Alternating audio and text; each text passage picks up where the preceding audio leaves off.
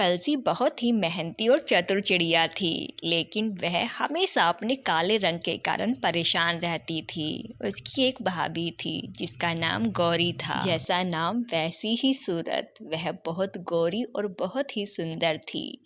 कलसी हमेशा अपनी भाभी से जलती रहती। गौरी चिड़िया जहाँ भी जाती लोग उसकी तारीफ किए बिना नहीं रह पाते थे। एक दिन कलसी चिड़िया को गुस्सा आ जाता है और वह ठान लेती है कि मुझे गौरी भाभी से बदला लेना ही होगा।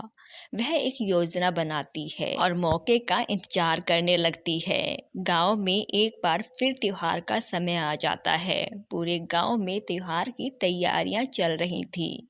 त्योहार की रात कलसी अपनी भाभी को बहुत सारे गहने देती है। गौरी भाभी बिना शक किए उन गहनों को कलसी से ले लेती है और कलसी के इस व्यवहार से वह बहुत खुश होती है। गौरी सारे गहने पहनकर रात को जब गांव में जाती है तो अचानक उसके गहने खटखटाने लगते हैं। सारे गांव वाले उसे आश्चर्य से देखने लगते हैं। गौरी को कुछ समझ नहीं आता।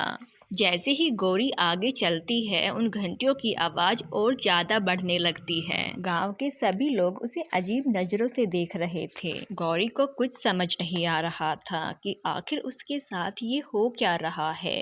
और उधर काली चिड़िया अपनी करतूत पर मुस्कुरा रही थी। तभी गांव की एक बूढ़ी काकी आती है जो कि कलसी चिड़िया को अच्छी तरीके से जानती थी और उसकी चाल को वह समझ भी चुकी थी। बूढ़ी काकी गौरी के पास आकर कहती है, वाह मेरी बहू, इस ड्रेस में तो तुम बहुत सुंदर लग रही हो, एकदम परी जैसी। तुम कुछ भी पहन लो, वही तुम्हारी सुंदरता में चार चांद लगा देता है। बूढ़ी काकी के मुख से गौरी के लिए इतनी तारीफ सुनकर गांव के सभी लोग तालियां बजाने लगते हैं और गौरी की तारीफ करने लगते हैं। उधर कलसी गौरी की तारीफ सुनकर मन ही मन चिढ़कर वहां से चली जाती है।